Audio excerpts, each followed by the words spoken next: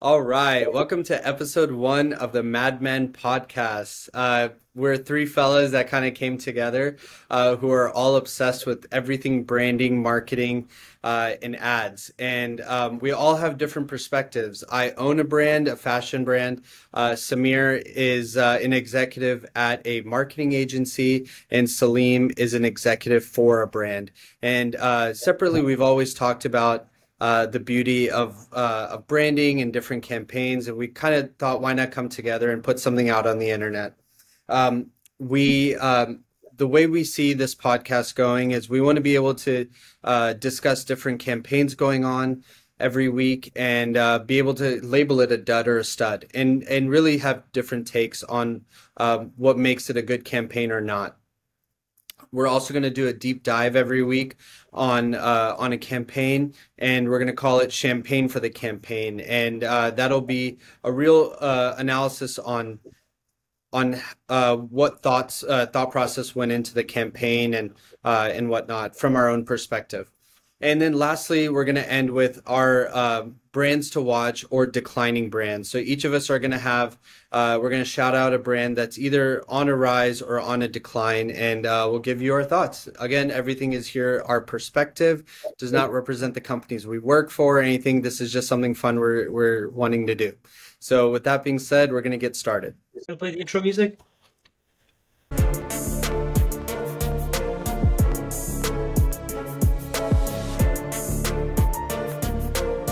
All right, so we're gonna go ahead and get started with our dud or stud of the week. The first one, we're dud or stud is basically where we're each gonna have two takes on a new campaign that a brand has out there, and we'd love to get. We're gonna have Samir versus Salim on if it's a dud or a stud of a campaign. So we're going to be talking about the Barbie movie. Barbie's making a huge push on their branding, and they've collaborated with a lot of different brands to really make this a success of a launch. So let's take it. Samir, Salim, who wants to go first? Look, I'll start, right? So look, Barbie, and let's talk about Mattel, right? This is basically Mattel pushing all they've got into Barbie, the Barbie movie, right? The Barbie movie is big or good or bad. I don't know if you've seen the commercials, but they're all over the place. They've got maybe somewhere like 11 collabs. You talked about some of them, right? Airbnbs collabing with them. They have a lipstick brand. They've got makeup brands. They've got different toys. I think there's an Xbox 360 or something I saw. I mean, this is a movie that has, I think it was estimated $100 million marketing budget, which is about 3 to 4x for an average movie. And to me, I don't know. It's like, is it nostalgia? Like, my kids, I got two girls. They play with Barbies, but do they really care about the movie? Like, is this going to go help sales? They had I think last quarter, they dropped $100 million in year-over-year loss. Is it really going to bring them back? What do you think? So what do you think? Are you saying dud or stud? I think it's a dud. It's a lot of money, a lot of push for a look. It's not the movie. The movie's no way going to make that $100 million back. It's got to be the toys. It's got to be the Disney model, right? It's got to go back and sell the toys, sell the licensing. Is it really going to increase it by that much? I don't know. Yeah. All right, Samir, what's your take? I'm gonna take the take of dud too, and I think there's a lot to love about their marketing strategy, right? Like I remember, I feel like this movie has been talked about for years. From when they announced the cast, the fact that they were booting this up, and then over I feel like years, they've kind of dropped little hints of the set, the color scheme, right? Different characters that they're bringing into life, right? I think there's just so much to see and love and get excited about.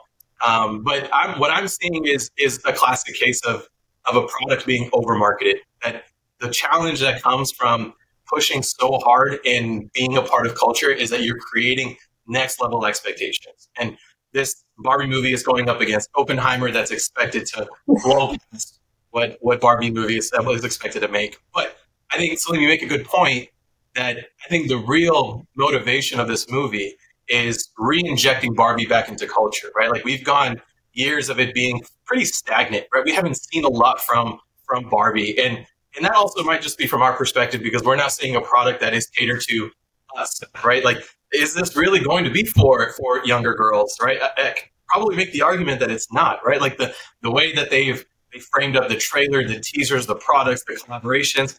You're not marketing and collaborating with Airbnb if you are catering towards little girls, right? This isn't a push of dolls and toys. This is a push of Barbie culture. So I would say that the real value of what they could do with this is not from the commercial success of the movie. It's what the commercial success comes from, the culture that this movie is bringing back. And I think we know that people love Margot Robbie. People know that this is going to be something that you don't want to miss because you're going to feel left out, right? They've created this stigma of if you are not part of this culture, if you're not engaging with us, then you're going to be left behind. That might drive people to the movies, but I don't think we're going to see commercial success from it. And I think that setting of that high expectations of this being the blockbuster hit of the summer, I just don't think it's going to get there. Look, the movie might make. Go ahead. Interesting take, guys. I mean, really, I've been amazed with the Barbie push, and I'm shocked to hear both of you guys are saying it's a dud of a campaign and maybe over colorization of something that it's really not that big of a deal. You're right, Samir. I don't think it's meant for little girls. I know my wife is excited to watch the Barbie movie. I know everyone on our team is excited to watch the Barbie movie, and none of us are girls playing with dolls. It is definitely much more iconic than that, and I think that's really what the brand owners are trying to hit at. Salim, what were you going to say? I was going to say, look, how much is it nostalgia, right? You talk about, your wife's excited to watch it, but is she going out and buying these things that are co-branded Barbie? Like Aldo has a shoe for Barbie. Like, how much is that really going to push the brand? Is she going to go buy a Barbie doll tomorrow or introduce it to your daughter more than she already does, right? Your daughter's already, sit there. My kids already have it there. My wife doesn't care about the Barbie movie. You work in a different environment, so I'm sure they're talking a little bit more about it, but how much is it going to really drive Mattel's revenue? Yeah, fair. I mean, I think that's definitely a good question to ask, but that's probably what they want, is to be not segmented just to an age. I think we saw the same thing with Lego, right? Lego was almost kind of a dead brand. They came back and started doing, of course, they had Legoland many years ago, probably 15, 20 years ago, but to really become mainstream, they had to do something that appealed to adults. And it was a movie, and it competed with the likes of Toy Story and DreamWorks movies and stuff out there. But it really got everyone talking again about Lego. And I think it just became a household name. Maybe that's what Barbie's trying to do, is trying to become that household name where moms can talk to their daughters and connect with them. And really, I mean, I even saw a collab today, Ruggable, the rug company, doing a collab with Barbie. Like, I don't know how many people are buying pink rugs for their living rooms or whatever, but it looked damn cool. It's like, and it's as here we are talking about it, and that's probably what they want. Yeah. I was looking at trying to find a comparison, and from just this year alone, right, the number one gross film so far is Super Mario Brothers. That's another movie where they're trying to pick up an IP and blow it out into commercial success. And it's the number one grossing movie of the year so far. We're talking over $500 million in gross revenue. They did not have the size of the marketing budget that Barbie is spending on this.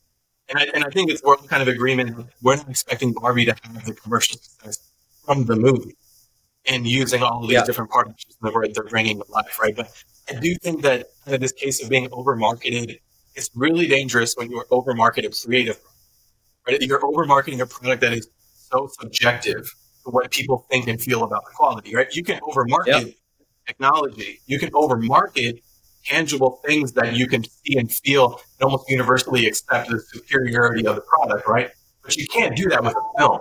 You can't do that with something that is a creative product because you're going to set yourself up for failure. And I'm starting to see, this is kind of a Black Adam type of vibe that I'm feeling. An overhyped movie with a high-profile cast and actor bringing forward a story that not many people know.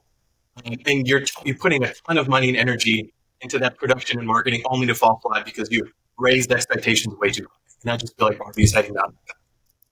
Yeah, and I think Barbie got a huge, a lot of slack during the big woke movement of having this like unrealistic view of what a woman should be. And I think they're more than anything, this may be this attempt to realign of what Barbie really means. I mean, they have Lizzo in the movie. They have all shapes and sizes.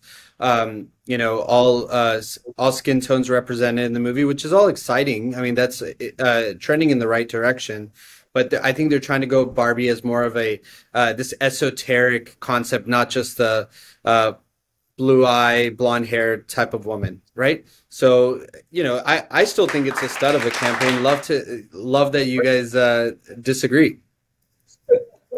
So let's move right along. So the next one we're going to debate is the Bud Light CEO PR circuit. So last week, the CEO of Bud Light went on to did a whole PR circuit talking about how really damage control. And I think it might be a little too late, but I'd love to hear y'all's take on it. So, really, before we dive right in, the three things that the CEO really talked about is we're in a major cultural point in our history. So really talking about how it's not just Bud Light, it's other brands as well that have this topic to face. And they talked about how they're getting away from beer. And, that was maybe a little bit of a mistake. And then the third thing he talked about is ultimately he's responsible for everything Anheuser-Busch. And so love to get the dud or stud of a discussion from you guys. What do you guys think about the Bud Light CEO? Samir, we got to hear from you first. This one, I'm going to take the stud take. I think it's a stud, but it could have been done better. That's going to be my take on it. I think this is a proper case of crisis management. And I think these are the things that you expect the leadership of an organization like this to do. I do think that the timing of it is a problem. I think they're trying to play this balance between appealing to one group without alienating the other. And it's honestly a very difficult thing, but I think this is the right move that had to happen. I think that this circuit is something that had to be talked about. It had to happen. And I think they spend a lot of time trying to figure out what they wanted their position to be. But the fact that they've arrived at a position, that the fact that they are doing it now, they are engaging back with media, they are trying to recoup their losses on both sides, I do think is, while as painful as it might be if you're not agreeing with what they're saying, the fact it just had to happen. And I think that is a stud move.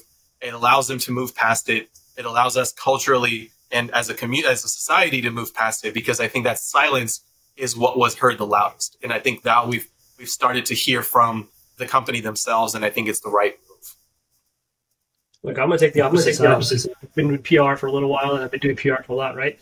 This is classic book, right? There's nothing they're doing that is out of the norm, something that is unexpected for a brand of their size, right? This is very safe. The voices are, every conversation he's having is unauthentic. It's written down for him, so he doesn't say anything out of order. It may not be, but that's what it sounds like. And I think what they really wanted to do is really needed to bring out a real authentic feeling. And I think that's a problem in these type of situations. When they do campaigns like this, it is much more than just a, hey, let's do good by the community or do good for the cause. They have to feel it. A lot of these D&I, the ESG programs that are now required by public markets have this challenge that, hey, they're doing things because it's kind of part of the money, right? They have to do what the money says it tells us to do. And if they're not in it, they're going to seem unauthentic, and they're going to do mistakes like this all the time, right? There's a good video that y'all share on the chat that talked about, all they had to do was sit down over a beer and talk about it and break barriers, and that would have been easy enough. You look at, every signage that comes up like this, if there's unauthentic, if they're always chasing the money, they're not going to do what they need to do to make it right. And I think that's a challenge that's going to make this a dud for Bud Light. Yeah, I think, it's a little late in my opinion. I think, honestly, I didn't even know that it was just one gift to one person. I honestly thought that they were going into production with this can. And he talked about that on his PR circuit. I had no clue that it was just a gift to Dylan Mulvaney, but but now we're past that. And here I was at a party. It was like some house party I went to, and there was a case of Bud Light no one was touching. And I think it's like, and it's so sad that it's gotten to that, and it's unfortunate, but here we are. It really is a lesson for all brands that sometimes you just don't mess with certain things, and if it's not your place to talk, you don't need to be relevant in that situation. So you just kind of step away. But that's my take. I'm a brand owner, and that's just my take. You know, I'm sure there's data behind all of this stuff and above my pay grade, but there was some thought process that went into this. So Samir, I'd love to hear, like, I mean, you do a lot of marketing for beverages and stuff. What kind of discussions go in before you guys really go down the pathway of getting brands to talk about these sensitive topics? Yeah, it's really challenging. I think Anheuser-Busch overall does have more of a progressive take as a corporation. And I think it's difficult for them to find that connectivity to their core audiences in their category, right? I think we all kind of see and feel where beer, especially with this particular topic, the sides that were being taken here pretty aggressively. And I think why I think it's still a stud take is because it's one of those storms that you just kind of have to run through, right? There is like, I would really think hard about what would be a better way to approach this. And I feel like the best thing to do is to do it. And the fact that they've done it, I think, has helped. And I don't know how you guys felt about this past Pride Month. I felt like it's been pretty mild from the rainbow washing and this takes that brand stake. I fully can put that on this whole story, right? I think brands got really afraid of their Pride programming for the month of June because of what had happened right before it. And I think it kind of caused this ripple effect across the advertising industry, that every brand was really hesitant to lean in too much or not enough into Pride. And I think that really is going to change the way that brands approach advertising to this particular audience. And I think everyone is going to be thinking a million times before putting some other rainbow element out there because they are afraid of those who are fighting against it. And I think that's just going to be one of those things that a brand is going to have to be very brave if they want to play into that political conversation, that if they feel important enough to take a stance to connect with that community or against it. And they're going to have to pick a side because the shoppers are going to force them to do so. And I think from my purview, it just felt very underwhelming in the month of June that I didn't see anything, even the negative things, right? The over rainbow washing, didn't see much of that, but I also didn't see a lot of allyship either, right? I didn't see a lot of progressive or forward movement either with the month of Pride and what it's supposed to represent. So I fully blame Bud Light for a lot of how advertising for the LGBTQ community is going to be moving forward. I think it's back to back, right? You ended up you basically went from what Bud Light did right before that was Target. Target had a similar situation, not even a month before that, where they had product in the market and then they were like, hey, they got backlash. They pulled the product, which they got backlash for too, right? So it's back to back these brands that either aren't fully committing, again, going back to that authenticity, right? They're not truly feeling what they need to feel to be a part of this segment. And they just need to, like Adeel said, just step away. If it's not something for you, it's not your voice, let somebody whose voice it is, or build an audience for it, right? You got brands that have house of brands, right? They've got all these different brands. Build a brand that's catering to this audience, that will be, authentic to them, built by those guys, in that organization, and built and grown from them. I don't know. This is how I think Target, I think Bud Light, trying to get in on the conversation, you will naturally alienate some people.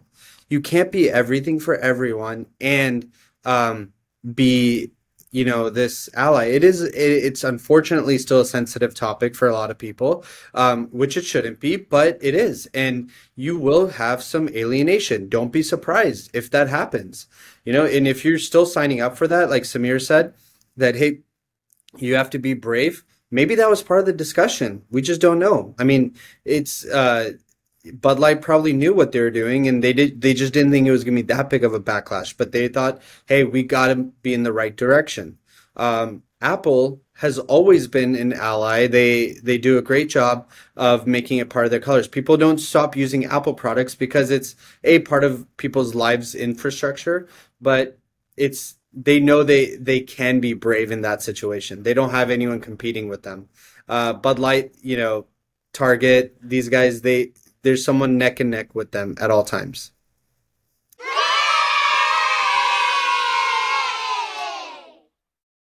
we're going to hand it over to Samir. He's going to do a champagne for the campaign to talk about Oreo codes. And he's going to do a little bit of a deep dive talking about what went into it on the campaign. And, Salim and I will stop and ask questions along the way. So please follow along. Yeah. Thanks, Adeel. Yeah, this one's super fun. I'm really interested to get y'all's take on this one. My take on advertising and marketing in general, I love a campaign that is driving pure business results because of that campaign, right? There's a lot that happens above the line. You can do a lot of brand advertising, but finding a campaign that really ties it back to sales it just makes the magic happen for me. So the champagne the campaign I'd like to spray some champagne on is this year's campaign by Mondelez called Oreo Codes. And it was done by Vimeo Wine Commerce in the US. And it all started with an insight from Oreo.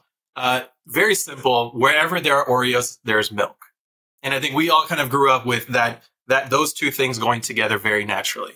So the concept sort of leaned into that wherever there is milk, there's Oreos.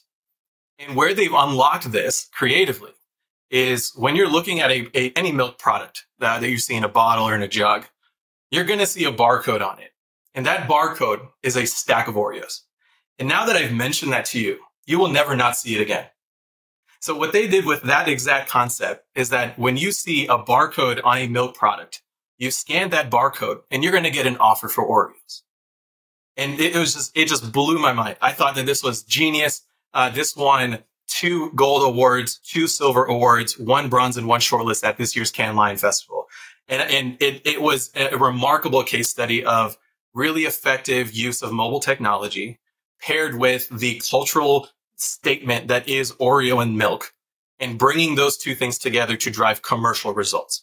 They were talking about a 7% increase year over year in Oreo product. Now, think about the 7% sales increase for a product that moves so frequently off the shelves like Oreos. That is a phenomenal number. This isn't, a product that has a 1 or 2 product velocity on a weekly basis. This is massive.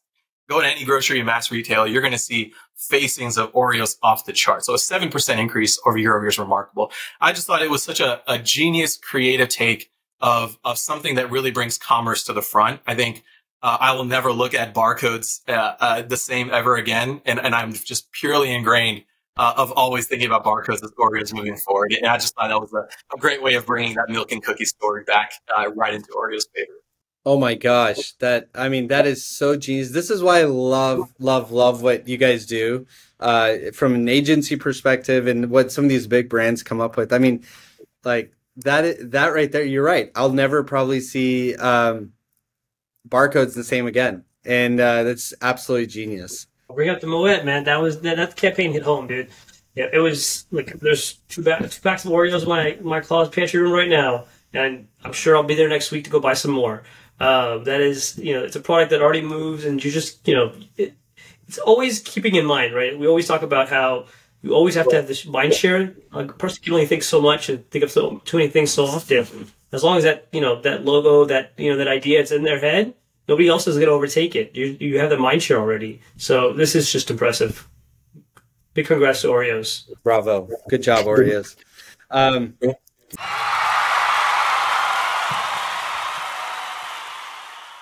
So we're going to go into our last segment where we talk about brands to watch or declining brands. And, each of us have prepped one, and we're going to do a brief discussion on it. Anyone else that wants to chime in, please give your take on what you think of about the brand, and then we'll go from there. So we'll go ahead and start with Salim. Look, I think up and coming brands. I mean, we gotta talk about Inter Miami, right? I mean, if you're a sports fan, we're all sports fans. Inter Miami signs Lionel Messi for one of the most ridiculous contracts in the world, and overnight, Miami's already making money. 7 million followers gained in like 2 weeks. I think it was like a week. I think they're expected to sell enormous amount of jerseys. Ticket sales prices, resale prices of 1,000%. I mean, they're going to be the biggest brand from a sports agency, a sports team ever. Almost going I can't imagine they're not surpassing Golden State Warriors, LA Lakers in a very soon time. I mean, they got David Beckham owning the company. I mean, you've got the two of the biggest names in soccer on their backs. This has got to be the brand to watch. Yeah, I totally agree with you. David Beckham is probably the sleeper winner and all of that. People talking about Inter Miami and Messi, but you know, when David Beckham came to the MLS, he made a deal with the MLS that he's going to be able to lock in a price on buying an MLS team, and he did. And not only that, he's made quite the splash. This I think this is just the start, though. You know, I see Mbappe coming here eventually. I see Cristiano Ronaldo doing a season here. I mean, this is just it's our American consumerism really brings the wealth, and really, I don't know if you guys know about the structure, but I think Apple is what's Apple has a deal with MLS, and they're doing a profit share or some sort of kickback with Messi. So Messi gets a profit share from Apple. He gets a profit share from Adidas as well. So Adidas is trying to rebrand themselves, kind of like Jordan. How Nike has Jordan, they're trying to make a Messi version for Adidas. So every percentage of a Messi shoe that gets sold, he takes a cut. So outside of his, I think it's $50 million contract that he has with Inter Miami, he's going to get Apple money back, kickback, and also Adidas kickback. Now they haven't declared how much that is, but I don't think they ever will. If you see the Jordan movie, it's the same situation. But I mean, he's going to make some buck, but so is everybody else. No, I was just saying, I'm just really excited what this deal is going to do for soccer in the U.S. Like, I think we're all kind of feeling a little bit more energy about the sport here. Like, I think what we're coming up with the World Cup, like, I think there's just a lot of energy with the sport that I think is long overdue, and I think this kind of pushes that soccer culture even further. And I think this is just one of the first of many, like you guys were talking about, of things that are just bound to come to MLS and just the U.S. soccer in general. I think it's just great for us to be able to enjoy the sport even more with all these big moves coming in. So that's what I'm excited about. Yeah, I mean, NBA ratings are at an all-time low, at least in the last 10 years, what I've heard. And you know, this is a huge opportunity for the MLS. I mean, bravo to MLS, bravo to Inter Miami. Great up and coming brand to watch, Salim. Samir, what do you got? Yeah, I got one that's really interesting. So this brand is called Helio Watch Store, or it's a retailer for watches if you haven't heard of them. What I thought was really fascinating, they have their brand position that's focused on love knows no boundaries. And I really wanted to take a closer look at what that meant and finding out how their product and how their offering really connects to that position. And what I found is that they, right in the beginning of Pride Month, and this is something that's going to be staying there forever, is they've kind of redefined what it means to be a couple. And how they've done that is that challenging this association of couple watches or gift sets as always being known as him and her. Right. I think we all kind of have seen that in the watch retail. And I think it's a very simple pivot to what they are currently doing. Right. This is just a curation set. This isn't a new product that they're trying to launch or anything like that. They've just redefined how they curate watches to go beyond just the traditional hims and hers. And I thought that was something that's very fascinating, where now you're going to see him and his watch sets, or her and their watch sets. Right. And I think this very timely with how we're thinking about gender fluidity and culture. It's tackles an exact notion of that's been a cultural norm for decades. When we think about these paired gift watch sets with couples, and I just felt like that was such a powerful way of curating their existing product.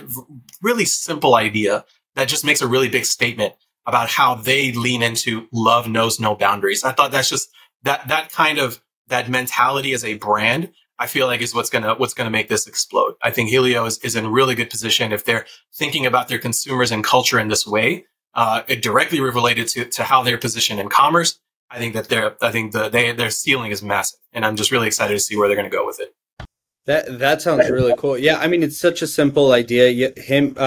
We always know there's a more of a masculine watch and a more of a dainty watch, and it's considered a him and hers. And I think it's a very simple thing, and it's cool that they've. I'm definitely gonna check this website out later. Salim, what do you think about it? I think it's they've got the marketing on their back. They've got an opportunity. They've found this little niche. So I think it's great. I think they're just going to have some challenges with the watch category they're in today in their retail shops. I think that's going to, they're direct to consumer, right? So I think they're going to have some opportunities to get over. And I think but they've got the right play in spots. So I think they're up and coming. They've got the right audience. They've got their niche and they're focused on the niche. And I think that's what they need to focus on, is get that niche, spread it wide, and let it come out on top. Yeah, totally agree. So I'm going to talk about my brand to watch, and it's not a consumer brand or anything. I'm going to go to a person. So RFK Jr. is my brand to watch. I know it's a dude, it's a politician, but hear me out. So as marketers, we all love a little bit of disruption, right? And so that's why I picked RFK Jr. And I think what he's aside from his takes on vaccines and this and that, I think him challenging a sitting president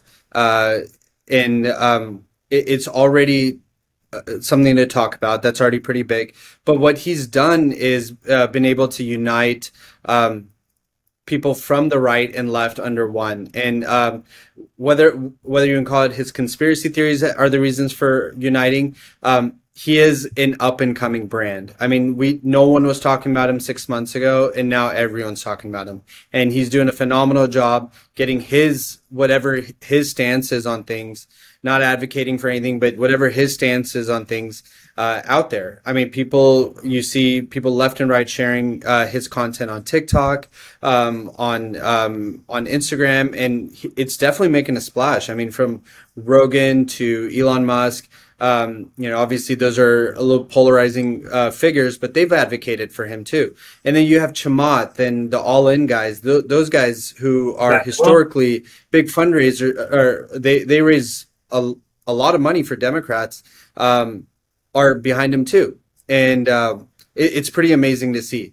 And you look at a good candidate, like when you think of like a polished candidate, you think of Obama, or the Bushes were polished candidates. They really they knew how to talk, they knew how to deliver. He's everything opposite, right? Like he's a jack dude, right? Who has a super raspy voice, who has because of some disorder, rare disorder that happened, and here he is still making a splash. And I think as Americans, we always love some unique brands coming up like that. And that's why I picked him as my up and coming brand. He does have an eerily similar rise to Andrew Tate. And so if you can imagine, you could probably see a similar fall too.